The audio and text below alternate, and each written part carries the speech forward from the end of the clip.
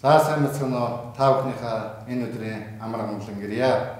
Ингээд өнөөдөр сүүлийн он жилүүдэд хувийн эрх ашгийг нэгдүгээр тавьсан хариуцлагагүй албан тушаалтнууд тэдний тойрон хүрээлэгчдийн хоорондох эд хөрөнгө, эрх мэдэл, явц эрх ашигын төлөөх үйл явдал, өрнөлөөс үүдэлтэй буруу бодлого шийдвэрүүд гарснаас улбаалж улс их орн, нийгмийн эдийн засаг, ард иргэд маш ихээр хохирч байна.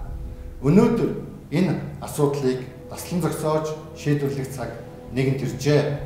Үүний тулд юуны өмнө дараах асуудлыг манай намын зүгээс дэвшүүлж байна. Нийгмийн эдийн засгийг ийм нөхцөл байдалд хүргэсэн этгээдүүдээр учирсан охирлыг төлөөлж шийдэхийг нь шийтгэж хуулийн хариуцлага хүлээлгэх нь зүйтэй гэж үзэж байна. Үүнийг манай хууль шүүхийн байгууллага шударгаар шийдвэрлэж чадна гэдэгт гүн итгэлтэй байна. Өнөөдөр төрийн эрх мэдлийн тогтолцоонд учирч байгаа системийн хямралыг үндсэн хуулийн нэмэлт өөрчлөлтөд засаж залруулах цаг нь болж юуны дөрөв хууль тогтоох гүйцэтгэх эрх мэдэл хоёрын эрх үүргийн хязгаар цагийг тогтоож хариуцлагыг тодтогч эрх мэдлийн зөв хуваарлалт хийх нь зүйтэй гэж үзэж байна.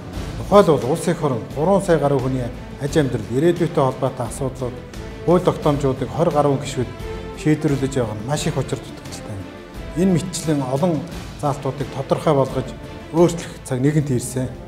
Монгол улс, Монгол хүний язгуур эрх ашигын төлөөх хөгжлийн гарцын эхлэх цэг нь улс төр нийгмийн эдийн засгийн нэгдмэл бодлого шударга эсгэж дэлхийн монголчууд нам үзэж байна.